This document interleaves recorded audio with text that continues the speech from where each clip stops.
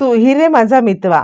प्रेक्षकांनो, मालिका इतक्या जबरदस्त टर्निंग पॉइंटवरती आलेली आहे की आता राजेश मुद्दामच नाटक करतोय.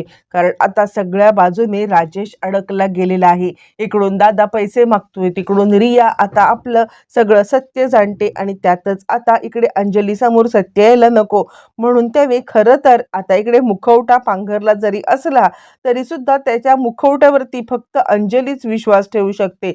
पण बाकी सगळ्यांना मात्र आता राजेश काय चीज आहे हे सगळं माहिती असल्या कारणाने आता मात्र दादाने अर्णवच्या मदतीने एक मोठा प्लॅन केलाय राजेशचं सत्य बाहेर काढण्यासाठी. आणि त्यानंतर ज्या वेळेला डायरेक्ट गन घेऊन दादा आता हॉस्पिटलमध्ये आलेला आहे त्यावेळेला पोपटासारखा आता राजेश बोलत वेळ मागत असतानाच अचानकपणे अंजलीला घेऊन सगळे तिकडे येताच अचानकपणे सगळं सत्य समोर आलंय. राजेश किती फ्रॉड आहे, आपल्याला कसा फसवतोय, अंजलीला सत्य समजताच धक्का बसत आणि एका झटक्यात नाटक करणाऱ्या या आता नालायक माणसाला लगेचच दादाने सगळ्यांच्या समोर एक्सपोज केलंय आणि काय त्याची लायकी आहे सगळं सगळं दाखवलंय. त्यातच आता रिया सुद्धा तिकडे आलेली आहे. नक्की काय घडलंय, कसं घडलंय सगळं प्रेक्षकांनो, आपण तर पाहिलेलं आहे की आता राजेशने कुणालाही ओळखण्यासाठी नकार दिलेला आहे. कोण राजेश? मी कुणालाही ओळखत नाहीये. कोण राकेश? आणि तुम्ही सगळेजण कोण आहात? मला का बरं फोर्स करत आहात तुम्ही सगळेजण विचार करण्यासाठी? हे बघा, मी तुम्हाला कुणालाही ओळखत नाहीये. ना मी राजेश आहे ना मी राकेश आहे. आणि त्यावरती मग आता अर्णव म्हणतो, मग तू आहेस तरी कोण? यावरती आता तो डोक्याला हात लावतो आणि नाटक करण्याचा प्रयत्न करायला लागतो. मी मी कोण आहे, मी कोण आहे असं म्हणत तो नाटक करायला लागतो. आणि त्यावरती जरा तरी नॉर्मल झालेली अंजली अजून आता चिडते आणि हे सगळं सगळं चिंटू आणि ईश्वरी तुमच्यामुळे झालेलं आहे. तुम्ही या सगळ्याला कारणीभूत आहात. माझ्या नवऱ्याची ही अवस्था फक्त आणि फक्त तुमच्यामुळे झाली असं म्हणत थोडीफार नॉर्मल झालेली अंजली पुन्हा एकदा मूर्खासारखी वागायला लागते. आणि त्यानंतर मग आता डॉक्टर तिकडे आलेले आहे. डॉक्टर म्हणतात, हे बघा, पेशंटला पार्शली मेमरी लॉस झालेला आहे असं आम्हाला वाटतंय. पण सध्या जर का तुम्ही त्यांच्यावरती फोर्स केला तर मात्र त्यांचा आता म्हणजे म्हणजे परमनंटली मेमरी लॉस होऊ शकेल. म्हणून आता आम्ही जे काही सांगतोय तुम्हाला ते तुम्ही ऐका. सध्या तरी पेशंटला एकटं सोडा. असं म्हटल्यावरती इकडे अर्णव आणि ईश्वरी या दोघांना 100% डाऊट आहे. या दोघांना डाऊट आहे की काहीही झालं तरी सुद्धा आता इकडे हा माणूस नाटक करतोय. याचं नाटक अंजलीताईंच्या समोर आता आणल्याशिवाय आपण गप्प बसायचं नाहीये, हे आता दोघांच्या डोक्यामध्ये चालू आहे. मग त्या ताबडतोब आता मात्र अर्णव फोन करतो, तो म्हणजे दादाला. आणि दादा म्हणतो, काय झालं? त्या राजेशची आता पुंगी वाजवायची वेळ आली. त्यावरती अर्णव म्हणतो, त्यांनी आता नवीनच नाटक केलंय. तुम्हाला माहितीये का, पैसे चोरायचा ट्रॅप आता मी रचला होता. पैसे चोरण्यासाठी आता इकडे तो येणार आणि पकडणार, हे असताना अचानकपणे तो आता गेला तरी कसा? आणि आता या सगळ्यामध्ये त्याला काही आठवत नाहीये असं सगळ्यांच्या समोर तो भासवतो. दादा म्हणतो, 100% खोटं आहे. हा माणूस खोटं बोलतोय, मी तुम्हाला लिहून देऊ शकतो.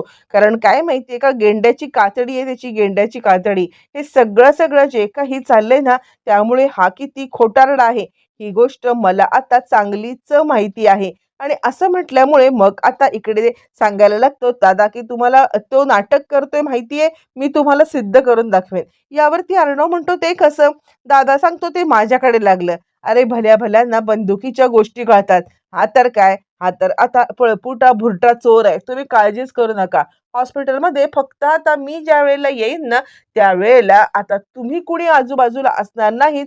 तर तुम्ही दुसरीकडे थांबायचं आणि वेळेला तुमच्या ताईला घेऊन यायचं, कळतंय का? असं म्हटल्यावरती अर्णव सांगतो, हो, पण उगाचच काहीतरी उलटं सगळं पडणार नाही याचं काळजी तुम्ही घ्या. असं म्हटल्यावरती मग आता लगेचच तो सांगायला लागतो, ठीक आहे बरं. तो पण दादाने फोन करून रियाला सुद्धा घडलेला प्रकार सांगितलाय आणि रियाला आता मात्र सांगितलेलं आहे की हा सगळं नाटक करतो आहे. याच्या नाटकाचा जर का आपल्याला पर्दाफाश करायचा असेल तर आता याला या सगळ्यामध्ये एक्सपोज करायला पाहिजे. म्हणून रिया हॉस्पिटलच्या दिशेने जायला निघाले आणि त्यावरती तिला आता इकडे अर्णव भेटलाय. आणि त्यावरती अर्णव म्हणतो, तू पुन्हा इथे? यावरती ती म्हणते, आता झालंय ना, तुमच्या बहिणीची डिलिव्हरी झालेली आहे ना, मग आता डिलिव्हरी झाली तर मला तुम्ही अडवू नका.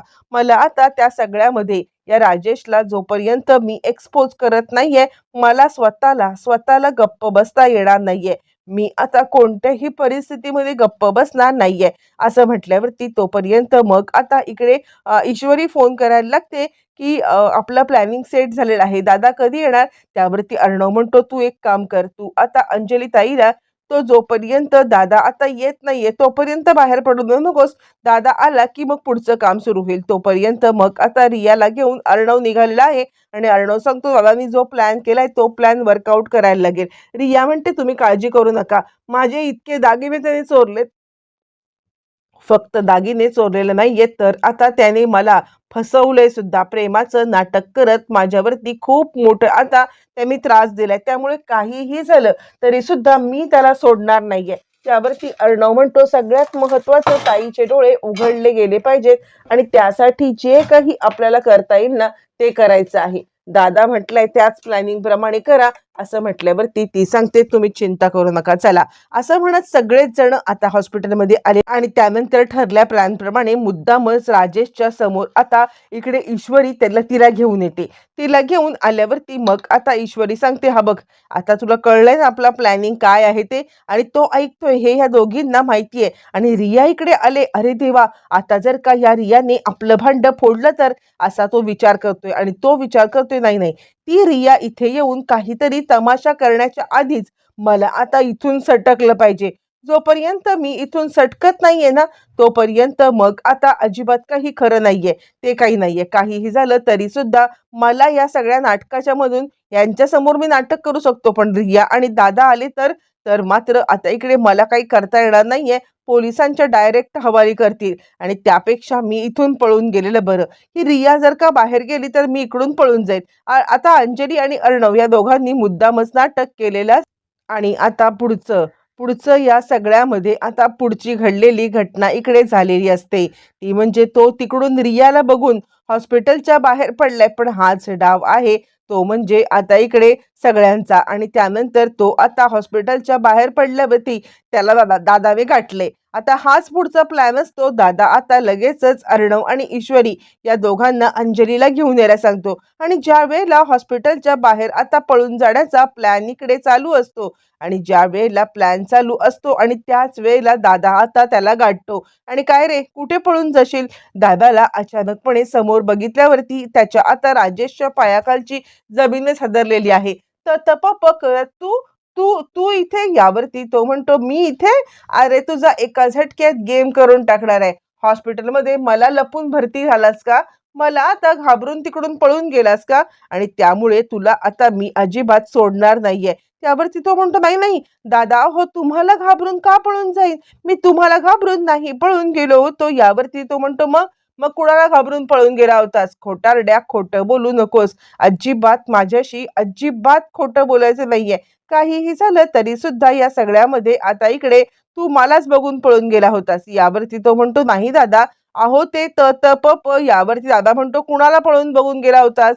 मला सत्य सांग. यावरती तो म्हणतो, अहो नाही, ती रिया आली होती ना. यावरती दादा म्हणतो, मग ती रियाचं काय? या फरफटत दादा आता त्याला पुन्हा हॉस्पिटलमध्ये आणतो आणि माझे पैसे कुठे आहेत? लवकरात लवकर माझे पैसे दे, नाहीतर आता काही खरं नाहीये. यावरती आता मात्र इकडे राजेश बोलायला लागतो, तुमचे पैसे, तुमच्या पैशाची सोय झालेली आहे. आणि हे सगळं करत असताना दादा त्याला म्हणजे तो त्याला पैसे द्यायला लागतो. खरं तर अर्णव इकडे आणि ईश्वरी या दोघांनी ज्या वेळेला राजेशला पकडण्याचा ट्रॅप रचलेला असतो त्याच वेळेला राजेशला पकडण्याचा ट्रॅप रचत असतानाच इकडे आता राजेशने ऑलरेडी पैसे चोरलेले असतात. पैसे चोरून आता मात्र हा राजेश राजेश आपल्याकडे ठेवतो आणि तेच पैसे दादाला देतो. मग आता दादा पैशासकट राजेशला घेऊन आता सगळ्यांच्या समोर आलाय. आणि बघा बघा, आता हा तुमचा माणूस, खोटारडा माणूस, तुम्हाला आता इकडे त्याची त्याची याददाश्त गेली असं सांगतोय, पण याची याददाश्त बिलकुल गेलेली नाहीये. त्याच्याकडे बरोबर रीतीने सगळं आहे. बोल लवकर, बोल लवकर, खोटं बोलतोयस ना? आणि भले भले दादा बोललेला असतो, भले भले ज्या वेळेला बंदूक बघतात त्यावेळेला पोपटासारखं बोलायला लागतात. हा तर काय हा तर एक पळपुटा माणूस आहे बंदुकीच्या धाकावरती. मग आता लगेचच त्यांनी इकडे त्याला म्हणजे थोबाड फोडत लगेच बोलतं केलंय. "बोल लवकर, पैसे कुठून चोरलेस? हे पैसे तू मला दिलेस ते?" यावरती अर्णव ईश्वरी ते पैसे पाहतात आणि पैसे पाहिल्यावरती मग आता लगेचच ते अर्णव सांगायला लागतो, "ही तर माझ्या ह्याच्यातली बॅग आहे. ही तर माझ्या म्हणजे हे जे पैसे आहेत ना, ह्याचे सीरीज नंबर आहेत ना, सीरियल नंबर, हे तर माझे आहेत. म्हणजे मी हे पैसे माझ्या घरात ठेवले होते." यावरती तो म्हणतो, "बोल लवकर, कुठून चोरलेस हे पैसे?" आता मात्र अंजलीच्या समोर सगळं भांडं इकडे फुटलेलं आहे आणि अंजलीच्या समोर या सगळ्यामध्ये राजेशचा पडदा असा काही फाळ चालाय, की आता आपण कितीही काही बोललो तरी सुद्धा या सगळ्यामध्ये कोणीही आपल्यावरती विश्वास ठेवणार नाही हे कळलंय. बरं इतकं काय कमी होतं, तर आता या सगळ्यामध्ये आलेली आहे ती म्हणजे रिया. रिया आता आलेली आहे, त्यामुळे तिने आता दुसरंच एक सत्य उघड केलेलं आहे आणि त्यानंतर मग आता एकंदरीतच सगळे राजेशचे धंदे आता अंजलीच्या समोर आल्यावरती मग मात्र अंजली चांगलीच चिडले आणि स्वतःहून राजेशचं थोबाड आता फोडत आहे. सगळं आता येणाऱ्या भागामध्ये अजून नवीन घडामोडी घडतच जाणार आहेत.